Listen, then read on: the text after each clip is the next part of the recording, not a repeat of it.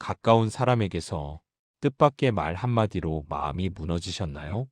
혹시 상처를 받지는 않으셨나요?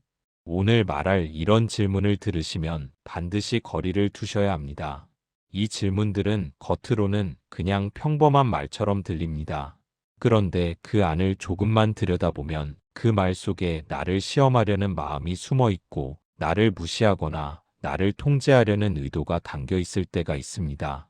가까운 사람한테서 어떤 말을 들었는데 딱히 뭐라고 반박하기도 어렵고 그렇다고 그냥 넘기기엔 마음이 무겁고 그런 경험 한 번쯤은 있으셨을 겁니다. 이 이야기를 들으시고 나면 그동안 왜 그렇게 마음이 불편하셨는지, 왜 그토록 입이 떨어지지 않으셨는지 그 이유가 비로소 보이실 겁니다. 저 정약용은 오랜 고독 속에 수백 권의 책을 썼는데 그 책들 곳곳에 인간관계에 대한 날카롭고도 따뜻한 통찰을 담아놨습니다. 오늘 그 지혜를 여러분과 함께 나누겠습니다. 이 영상 하나로 앞으로 어떤 말 앞에서 답을 해야 하고 하지 말아야 하는지 그 기준이 조금 더 선명해지실 겁니다. 절대 대답하지 말아야 할 4가지 질문들이 있습니다. 그런데 우리는 대부분 그걸 알면서도 답을 해버립니다. 왜냐하면 무례하게 굴고 싶지 않아서, 관계를 망치고 싶지 않아서, 혹은 내가 잘못한 것 같아서. 하지만 오늘 정약용 선생의 말씀을 통해 그 답변이 오히려 나를 더 약하게 만든다는 것을 알게 되실 겁니다. 첫 번째 질문은 돈은 얼마나 있어요? 입니다. 살면서 이런 말 들어보신 적 있으십니까? 요즘 형편이 어때요? 저축은 얼마나 됐어요? 노후 자금은 좀 모아두셨어요? 이런 질문들 말입니다. 가족 모임에서 혹은 오랫동안 못 만나다 만난 친척에게서 아니면 가까운 친구에게서 아이고, 형님 그거 얼마에 파셨어요? 요즘 연금은 얼마나 나와요? 집이 얼마짜리예요? 이런 말이 아무렇지도 않게 나옵니다. 잠시 생각해 보셨으면 합니다. 이 질문을 받으셨을 때 어떤 기분이 드셨습니까? 답을 해줘야 할 것 같은 압박감, 거짓말하기도 그렇고 사실대로 말하기도 불편한 그 찜찜함, 혹은 대답하고 나서 왠지 모를 후회, 그 느낌 정확하게 맞으신 겁니다. 다산 선생은 이런 말씀을 하셨습니다. 사람이 재물을 묻는 것은 재물을 구하기 위함이니 이를 알고 경계하라. 이것은 다산 선생의 문집 여유당전서의 교우론에서 영감을 받은 말씀입니다. 쉽게 말씀드리면 이렇습니다. 상대방이 내 재산 형편을 묻는다는 것은 그 사람 마음 어딘가에 나의 경제적 상태를 파악하려는 의도가 있다는 것입니다. 물론 모든 경우가 그런 것은 아닙니다. 정말 걱정이 되어서 혹은 그냥 대화 삼아 묻는 경우도 있지요. 하지만 문제는 그 질문에 성실하게 답한 뒤에 벌어지는 일입니다. 내가 돈이 별로 없다고 했을 때 상대방의 눈빛이 달라지는 경험. 내가 노후 준비가 잘 됐다고 했을 때 갑자기 손을 내미는 사람들. 혹은 내 형편이 어렵다는 말을 하고 나서 그 말이 어느 순간 소문처럼 퍼져버린 경험. 어르신들 중에 이런 일 겪어보신 분 분명히 계실 겁니다. 다산 선생은 말씀하셨습니다. 참된 벗은 내 주머니를 묻지 않는다. 내 마음을 묻는다. 돈이 있든 없든 형편이 좋든 나쁘든 그것에 관계없이 나를 대하는 사람이 진짜 인연입니다. 하지만 내 경제 사정을 꼬치꼬치 캐묻는 사람은 무의식적으로든 의식적으로든 그 정보를 자기한테 유리하게 쓰려는 것일 수 있습니다. 그러니 이런 질문에는 뭐 그냥저냥 살아가지요. 크게 넉넉하지도 않고 크게 어렵지도 않습니다. 이 정도로만 답하시면 충분합니다. 더 자세하게 말씀하실 필요가 없습니다. 그건 무례한 게 아닙니다. 그게 오히려 나 자신을 지키는 지혜입니다. 두 번째 질문은 자식이 뭘 하는지, 얼마나 버는지 말해봐요입니다. 이 질문은 특히 어르신들한테 많이 들어오는 질문이기도 합니다. 자녀분들은 어디서 일해요? 아드님 직장이 어디라고요? 며느리는 뭘 해요? 딸은 시집을 잘 갔어요? 손주들은 학교를 어디 다녀요? 겉으로는 그냥 안부를 묻는 것처럼 들리지만 이 질문에는 은근한 비교의 냄새가 납니다. 잠시 생각해 보셨으면 합니다. 이런 질문을 받으면 우리는 왜인지 모르게 작아지는 기분이 드실 때가 있지 않으십니까? 자식이 평범한 직장을 다니고 있으면 뭔가 부끄러운 것처럼 느껴지는 그 기분. 자식 이야기를 꺼내기가 왠지 부담스러운 그 감각. 그 감각이 생기는 이유는 딱 하나입니다. 그 질문이 단순한 궁금증이 아니라 나와 자기를 줄 세우기 위한 재료로 쓰이는 경우가 많기 때문입니다. 다산 선생은 강진 유배 시절 아들들에게 보낸 편지에서 이런 말씀을 하셨습니다. 남의 집 자식과 비교하여 내 자식을 깎아내리는 자는 너의 참된 벗이 아니다. 이 말의 깊은 뜻을 한번 생각해 보시겠습니까? 자식 자랑을 하고 싶어서 묻는 사람이 있습니다. 내 자식 이야기를 먼저 듣고 그 다음에 자기 자식 자랑을 하고 싶어서, 그리고 은근히 비교를 통해 자기를 높이는 사람이 있습니다. 이런 사람에게 자식의 직업이나 연봉이나 학력을 상세히 말씀하실 필요가 없습니다. 왜냐하면 그 정보는 나를 위해 쓰이는 것이 아니라 상대방의 자기 확인을 위해 쓰이는 것이기 때문입니다. 어르신들, 이것만 기억해 두세요. 내 자식 이야기는 내가 하고 싶을 때 내가 믿는 사람에게 하면 됩니다. 굳이 묻는다고 해서 다 말할 필요가 없습니다. 그냥 잘 지내요. 바쁘게 살아가고 있어요. 이 한마디면 충분합니다. 자식을 자랑하고 싶은 마음은 너무나 자연스러운 부모 마음입니다. 하지만 자랑도 들어줄 사람한테 해야 자랑이지, 비교하려는 사람한테 하면 그건 나를 낮추는 재료가 됩니다. 다산 선생은 말씀하셨습니다. 진심은 모두에게 나눠주는 게 아니다. 진심을 받을 자격이 있는 사람에게만 주어라. 세 번째 질문은 그때 왜 그렇게 했어요? 당신이 잘못한 거 아닌가요? 입니다. 이 질문은 어쩌면 가장 마음이 아픈 질문일 수 있습니다. 그때 그 일 왜 그렇게 하셨어요? 솔직히 당신이 잘못한 거 아닌가요? 그때 다르게 했으면 어떻게 됐을까요? 이런 말들이 있습니다. 가족 사이에서, 부부 사이에서, 친척 사이에서 오래된 일을 다시 꺼내어 그 책임을 묻는 것. 이 말이 왜 문제가 되는지 잠시 생각해 보셨으면 합니다. 어르신들, 우리가 살아온 삶이 얼마나 긴 세월입니까? 그 긴 세월 동안 잘한 것도 있고 잘못한 것도 있고 최선을 다했지만 결과가 나빴던 것도 있고 아무것도 모르는 채로 그냥 버텨온 것도 있습니다. 그런데 그 과거의 일을 지금의 눈으로 다시 꺼내어 당신이 잘못했잖아요 라고 말하는 사람이 있습니다. 그 사람은 무엇을 원하는 걸까요? 답은 하나입니다. 나를 낮추고 자신이 옳다는 것을 확인하고 싶은 것입니다. 이것을 다산 선생은 이렇게 표현하셨습니다. 지나간 일을 들어 오늘의 허물을 삼으려는 자는 그 마음이 이미 벗의 마음이 아니다. 이것은 다산 선생의 인간론에 기반한 말씀입니다. 쉽게 풀어드리겠습니다. 지나간 일을 일부러 다시 꺼내서 지금 이 순간 나를 궁지로 몰려는 사람. 그 사람은 이미 나를 동등한 인간으로 보고 있지 않다는 뜻입니다. 그 사람에게 과거 일을 해명하거나 사과하거나 설명하실 필요가 없습니다. 이런 상황에서 많은 어르신들이 이렇게 하십니다. 그때는 어쩔 수 없었어요. 그게 내 탓인지 몰랐는데. 그래도 내가 잘못했나. 그리고 밤새 그 말이 머릿속을 맴돌면서 잠을 못 이루십니다. 어르신, 그건 당신이 약해서가 아닙니다. 그 말이 당신의 약한 곳을 정확하게 찌르도록 설계된 말이기 때문입니다. 그러니 이 질문에는 이렇게만 하시면 됩니다. 지나간 일은 지나간 일이지요. 그때 나름 최선을 다했어요. 그 이상의 해명은 필요하지 않습니다. 당신이 살아온 삶은 누군가에게 검사받아야 할 대상이 아닙니다. 네 번째 질문은 당신, 나한테 섭섭한 거 있으면 말해봐요입니다. 이 질문은 얼핏 들으면 굉장히 배려 있는 말처럼 들립니다. 나한테 서운한 거 있으면 말해요. 우리 사이에 뭐가 불만이에요? 솔직하게 말해봐요. 나한테 섭섭한 게 있으면 다 털어놓아요. 이 말 좋게 들리시죠? 하지만 잠시 생각해 보셨으면 합니다.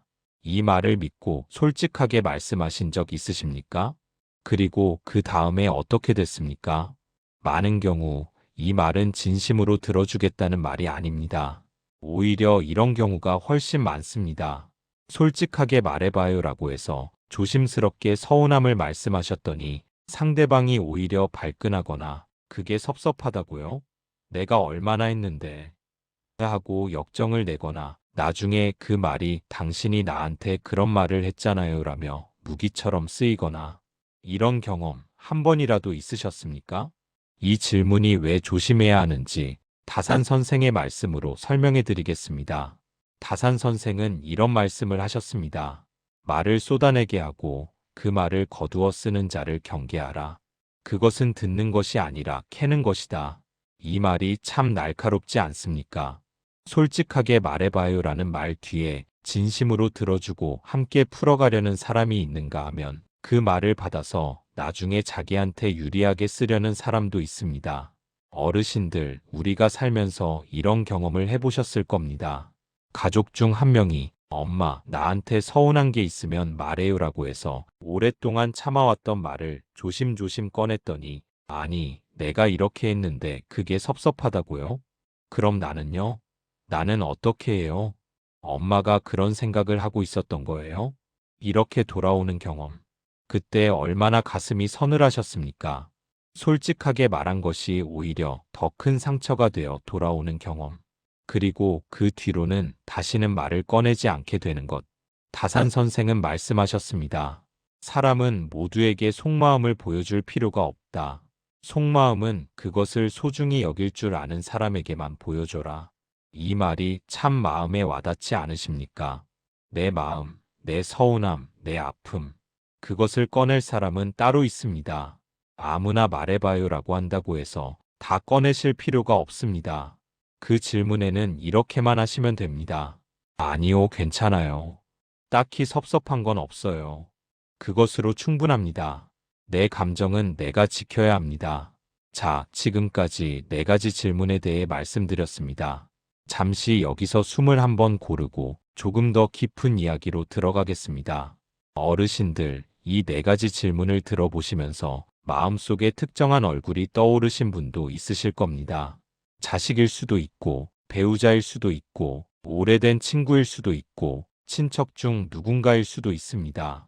그 얼굴이 떠올랐다면 오늘 이 이야기가 바로 여러분을 위한 이야기입니다. 다산 선생은 유배지에서 이런 경험을 하셨습니다.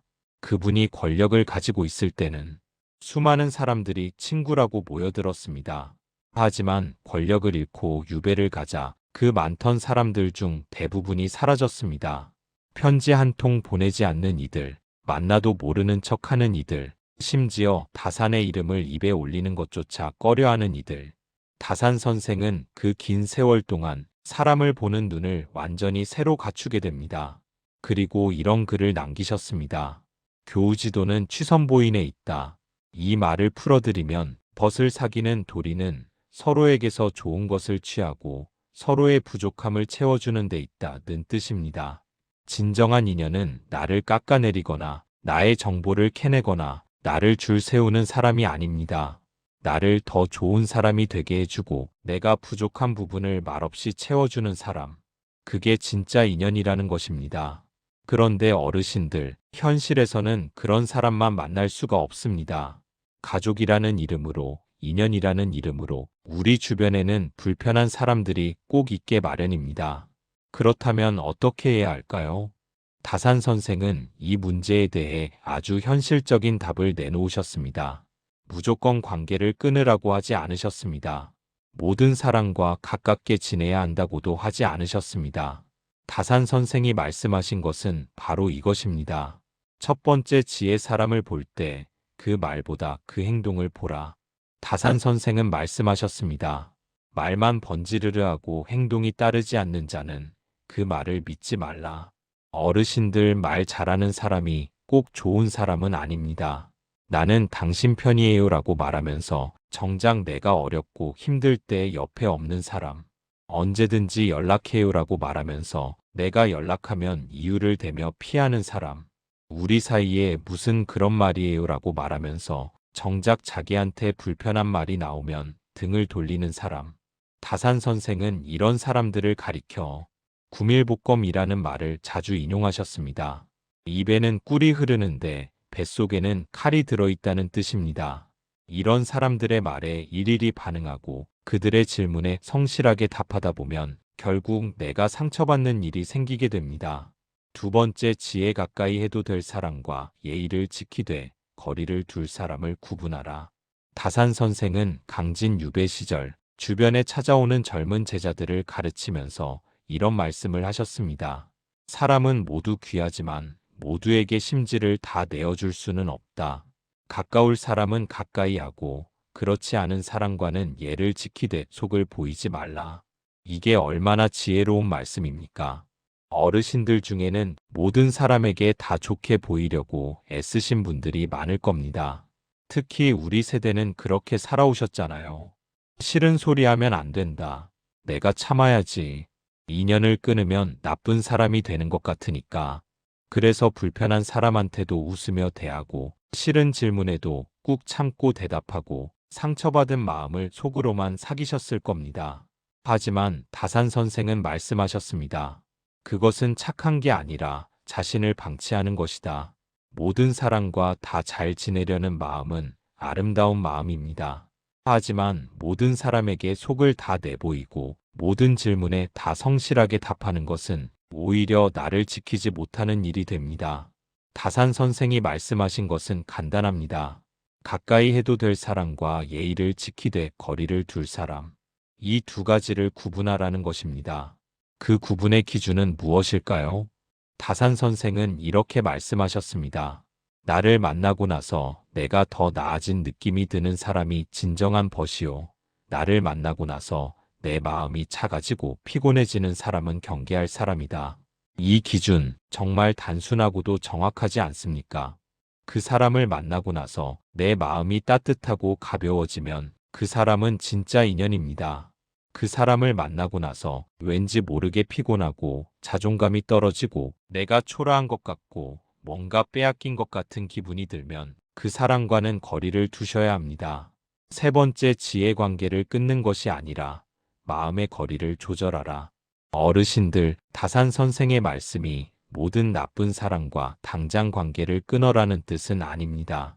현실적으로 특히 가족 사이에서는 인연을 아예 끊는 것이 불가능한 경우가 더 많습니다.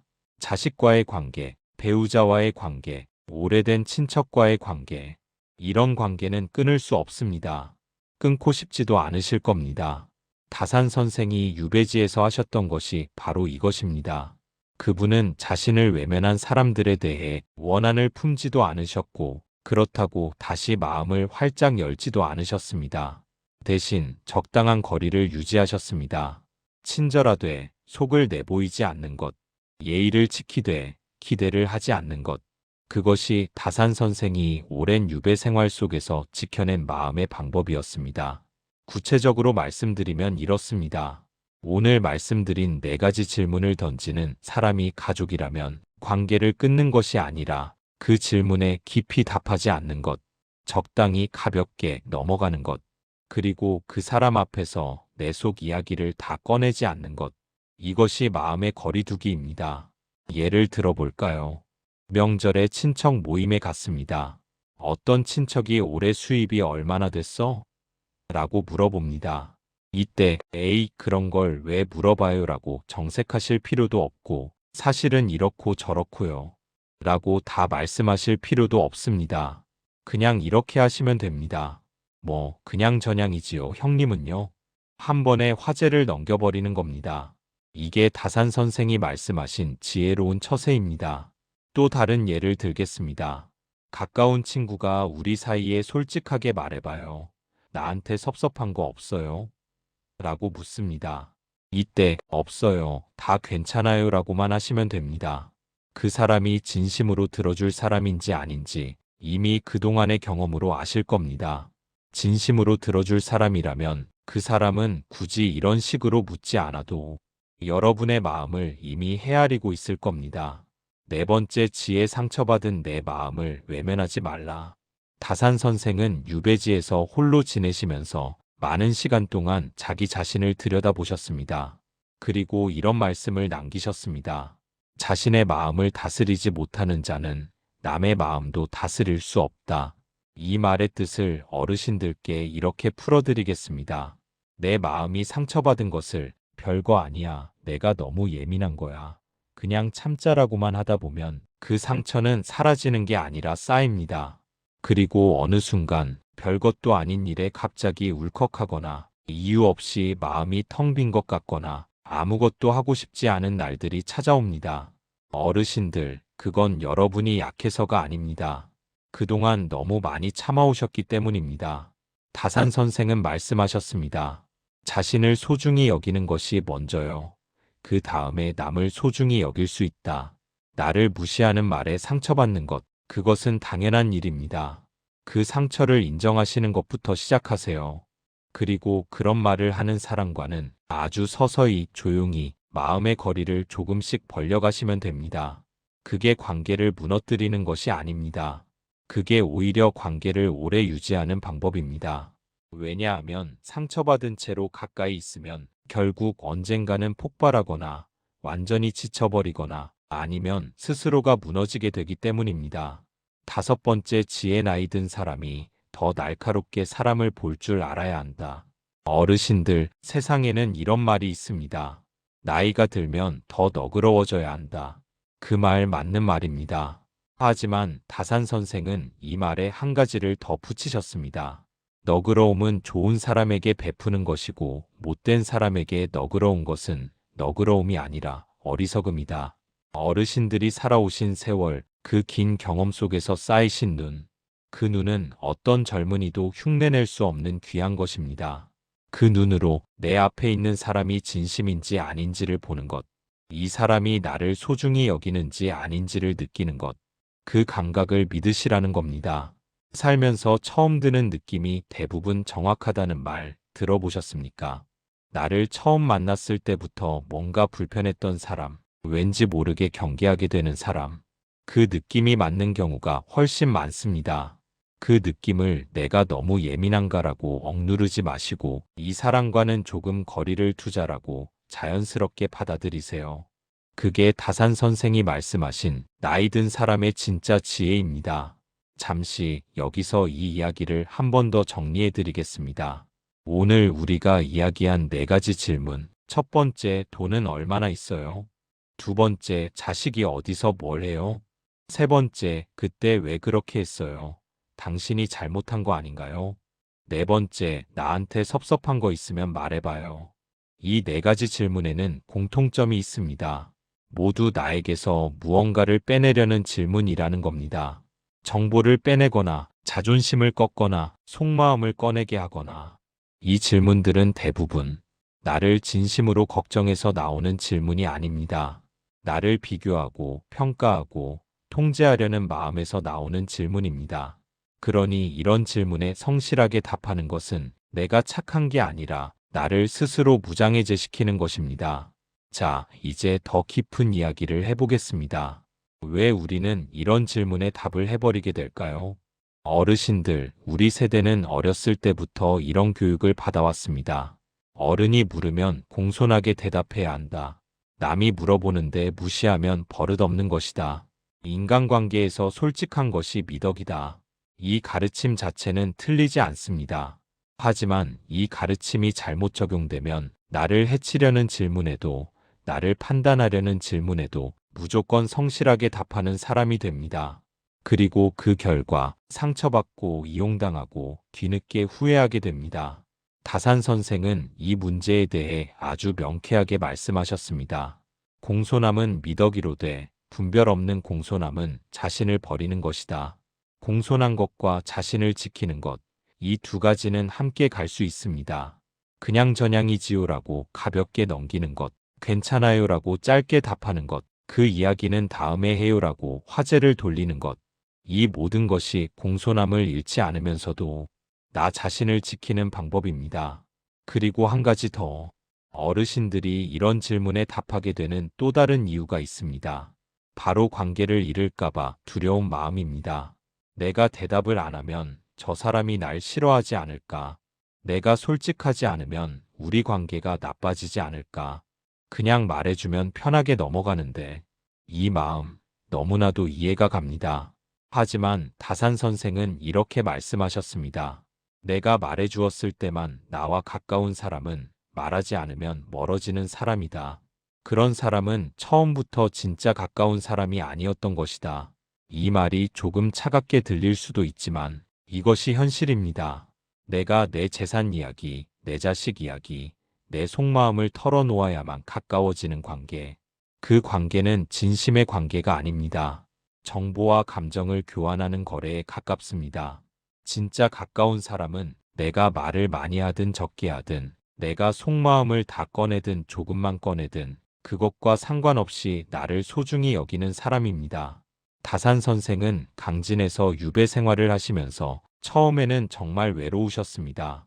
그 긴 세월 동안 혼자 계시면서 때로는 아무도 없는 방에서 글을 쓰고 또 쓰고 그러다 문득 창밖을 내다보며 눈물을 흘리셨을 겁니다. 하지만 그 시간이 지나면서 다산 선생은 아주 중요한 것을 발견하셨습니다. 사람은 혼자서도 자신을 지킬 수 있다는 것, 그리고 자신을 지킬 수 있을 때 비로소 진짜 인연이 보인다는 것. 다산 선생은 이런 말씀을 하셨습니다. 자신을 아끼지 않는 자에게 남이 어찌 자신을 아끼겠는가? 스스로 귀히 여겨야 남도 귀히 여기는 법이다. 이 말 어르신들께 꼭 전해드리고 싶은 말입니다. 나 스스로가 내 자신을 귀히 여기는 것, 내 재산 이야기, 내 자식 이야기, 내 속마음을 아무에게나 쉽게 열어주지 않는 것. 그것이 교만한 게 아닙니다. 그것이 자존, 나를 스스로 존중하는 것입니다. 나를 스스로 존중할 때 다른 사람도 나를 함부로 대하지 못합니다. 어르신들 중에 이런 경험이 있으실 겁니다. 내가 모든 것을 다 솔직하게 말하고 다 내어주었더니 어느 순간부터 상대방이 나를 당연하게 여기기 시작하는 것. 어차피 물어보면 다 말해줄 사람이니까. 어차피 내가 기분 나쁘게 해도 참을 사람이니까. 이렇게 되는 겁니다. 하지만 내가 스스로 선을 긋고 필요한 것만 말하고 불필요한 질문엔 가볍게 넘어가는 사람이 되면 상대방도 나를 함부로 대할 수 없게 됩니다. 왜냐하면 이 사람이 어느 선까지는 열려 있지만 어느 선을 넘으면 다친다는 것을 느끼게 되기 때문입니다. 다산 선생은 이것을 이렇게 표현하셨습니다. 군자는 열려 있되 어지럽지 않고 닫혀 있되 막히지 않는다. 열려 있되 어지럽지 않다는 것은 모든 사람에게 친절하되 모든 사람에게 속을 다 보이지는 않는다는 뜻입니다. 닫혀 있되 막히지 않는다는 것은 경계를 가지되 그 경계가 사람을 완전히 차단하는 벽이 아니라 적당히 들어오고 적당히 나가는 문이라는 뜻입니다. 이게 참 어렵게 들리실 수도 있는데 사실은 간단합니다. 모두에게 웃으면서 대하되 속마음은 진짜 믿을 수 있는 사람에게만 내어주는 것. 모두와 예의 있게 지내되 모두에게 같은 깊이로 가까워질 필요는 없다는 것. 이것이 다산 선생의 인간관계 지혜입니다. 어르신들, 특히 가족 사이에서 이런 질문들이 나올 때 참 복잡한 감정이 드실 겁니다. 자식이 엄마 아빠 노후 준비 얼마나 하셨어요? 라고 물으면 걱정해서 묻는 건지 아니면 다른 속뜻이 있는 건지 그게 헷갈리실 때가 있으실 겁니다. 배우자가 당신이 그때 잘못한 거 아니에요? 라고 하면 평생 함께 산 사람인데 섭섭하고 억울하고 그렇다고 크게 싸우기도 어렵고 다산 선생도 가족과의 관계에서 이런 복잡함을 경험하셨습니다. 유배 중에 가족들과 떨어져 계시면서 아들에게 편지를 쓰셨는데 그 편지 속에 이런 말씀이 있습니다. 가족이라도 서로를 온전히 이해하려는 욕심을 버려라. 이해받으려 하지 말고 먼저 이해하려 하라. 그리고 이해가 안 된다면 그것도 받아들여라. 이것은 여유당전서 아들에게 보낸 편지, 기이서를 참고한 말씀입니다. 이 말의 뜻은 가족이라고 해서 모든 것을 다 이해해주거나 다 이해받을 수 있는 것은 아니라는 겁니다. 가족이라도 서로가 다른 사람이고 서로 다른 방식으로 세상을 보고 서로 다른 아픔을 가지고 있습니다. 그러니 가족한테서 상처받은 말이 있다면 그 말의 의미를 너무 깊게 파고들지 마세요. 그 사람이 나를 진심으로 이해하는 사람인지 아닌지는 말 한마디보다는 그 사람이 살아온 방식 전체에서 보이는 겁니다. 그리고 가족 사이에서의 거리두기란 냉랭하게 등을 돌리는 것이 아닙니다. 함께 밥을 먹고 명절에 모이고 안부를 주고받으면서도 내 속 깊은 이야기, 내 재산 이야기, 내 아픈 기억들은 꺼내지 않아도 된다는 것입니다. 나는 잘 지내요. 별거 없어요. 건강하게 지내고 있어요. 이 정도로도 충분한 가족이 되시는 겁니다. 그게 가족을 포기하는 것이 아니라 오히려 가족 관계를 오래 유지하는 방법입니다. 어르신들, 오래된 친구 사이에서도 이런 질문들이 나올 때가 있습니다. 수십 년 알고 지낸 친구인데 어느 날부터 이상하게 내 재산이나 자식 이야기에 관심이 많아지고 과거의 일들을 자꾸 끄집어내어 비교하거나 이럴 때 참 혼란스러우십니다. 이 친구가 원래 이런 사람이었나? 우리가 오래됐는데 이제 와서 이상한 건가? 내가 너무 예민한 건가? 다산 선생은 말씀하셨습니다. 오래된 인연이라고 해서 모두 좋은 인연은 아니다. 오래된 인연 중에 나를 병들게 하는 것이 있다면 그것도 점차 멀리해야 한다. 이 말이 냉정하게 들리실 수도 있지만 사실은 굉장히 따뜻한 말입니다. 오래됐다는 이유만으로 나를 힘들게 하는 관계를 계속 유지하다 보면 결국 내가 지치게 되고 그 인연도 결국 나쁘게 끝나게 됩니다. 하지만 적당한 거리를 유지하면서 상처를 주고받지 않는 관계가 되면 그 인연은 훨씬 오래 이어질 수 있습니다. 다산 선생이 유배지에서 깨달은 것이 바로 이것이었습니다. 자신을 외면한 사람들에 대해 원한을 품지도 않으셨고 억지로 다시 가까워지려 하지도 않으셨습니다. 그냥 조용히 그 사람이 그런 사람이라는 것을 받아들이셨습니다. 그리고 그 대신 정말로 진심 어린 편지를 보내주는 몇 안 되는 친구들에게 더 깊이 마음을 쏟으셨습니다. 이것이 바로 인간관계의 지혜입니다. 많은 사랑과 피상적으로 가까운 것보다 몇 사람과 진심으로 가까운 것이 훨씬 낫습니다. 잠시 멈추고 생각해 보셨으면 합니다. 지금 여러분 주변에 만나면 마음이 따뜻해지는 사람이 몇 명이나 계십니까? 그 사람들한테 오늘은 연락해 보시는 건 어떨까요? 오늘 긴 이야기를 함께 해주셔서 감사합니다. 오늘 우리가 함께 나눈 이야기를 짧게 다시 정리해 드리겠습니다. 오늘의 핵심은 이겁니다. 살면서 누군가 내게 이 네 가지 질문을 던질 때 돈이 얼마나 있어요? 자식이 어디서 뭘 해요? 그때 왜 그렇게 했어요? 당신이 잘못한 거 아닌가요? 나한테 섭섭한 거 있으면 말해봐요. 이 질문들 앞에서 성실하게, 자세하게, 솔직하게 답하실 필요가 없습니다. 그것이 무례한 것이 아닙니다. 그것이 나를 지키는 지혜입니다. 정약용 선생은 말씀하셨습니다. 자신을 귀히 여기는 것이 수신의 첫 번째요. 남에게 함부로 자신을 열어 보이지 않는 것이 그 두 번째이다. 나를 먼저 귀히 여기는 것, 나를 소중히 다루는 것, 그것이 수신, 즉 내 자신을 닦는 일의 시작이라는 것입니다. 여러분, 그동안 얼마나 많이 참아오셨습니까? 얼마나 많이 답해오셨습니까? 얼마나 많이 상처받으셨습니까? 그 상처가 죄가 아닙니다. 그 상처를 인정하는 것이 약한 게 아닙니다. 오히려 그 상처를 인정하고 앞으로는 나를 더 소중히 여기겠다고 마음먹는 것. 그것이 진짜 용기입니다. 오늘 이 이야기를 들으시면서 마음속에 떠오르는 얼굴이 있으셨다면 그 분과의 관계를 다시 한번 생각해 보시길 바랍니다. 관계를 끊으라는 게 아닙니다. 다만 마음의 거리를 조금 조정해 보라는 겁니다. 조금 덜 기대고 조금 덜 열어두고 조금 더 나를 먼저 보살피시길 바랍니다. 다산 정약용 선생은 18년이라는 긴 유배 생활 끝에 마침내 고향으로 돌아오셨습니다. 그때 선생이 하셨던 말씀이 있습니다. 살아있음이 곧 기적이요. 오늘 이 자리에 있음이 곧 하늘의 은혜다. 어르신들, 오늘 이 자리에 계신 것 자체가 기적입니다. 그 긴 세월을 살아내신 것, 그 많은 사람들 틈에서 버텨오신 것, 그것만으로도 이미 충분히 대단하신 겁니다. 이제는 조금 더 나를 위해 사셔도 됩니다.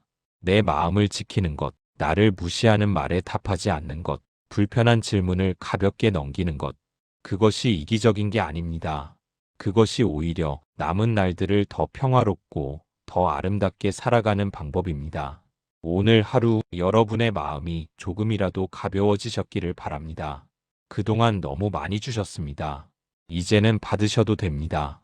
이제는 지키셔도 됩니다. 정약용 선생의 말씀으로 오늘 이야기를 마치겠습니다. 내 마음이 편안한 것이 곧 바른 길이요. 내 마음이 불편한 것이 곧 경계의 신호다. 오늘 이 이야기가 여러분의 마음에 오래 남아 언젠가 불편한 질문 앞에 서게 되셨을 때, 아, 그냥 가볍게 넘기면 되는구나 라고 생각나시기를 바랍니다. 여러분, 오늘도 건강하고 평안한 하루 되십시오.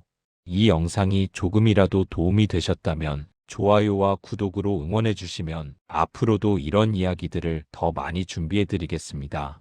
다음 시간에도 여러분과 함께 따뜻하고 지혜로운 이야기를 나누겠습니다. 감사합니다.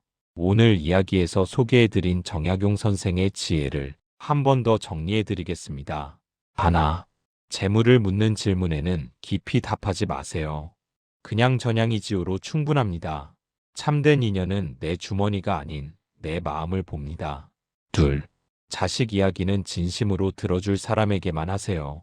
비교하려는 사람에게 자식 자랑은 나를 낮추는 재료가 됩니다. 셋, 과거의 잘못을 지금 와서 묻는 질문에는 지나간 일은 지나간 일이지요라고 하세요. 당신의 삶은 누군가에게 검사받을 대상이 아닙니다. 넷, 솔직하게 말해봐요라는 말 앞에서 진심으로 들어줄 사람인지 먼저 생각하세요. 들어줄 준비가 안 된 사람에게 속마음을 내어주는 것은 상처를 자초하는 일입니다.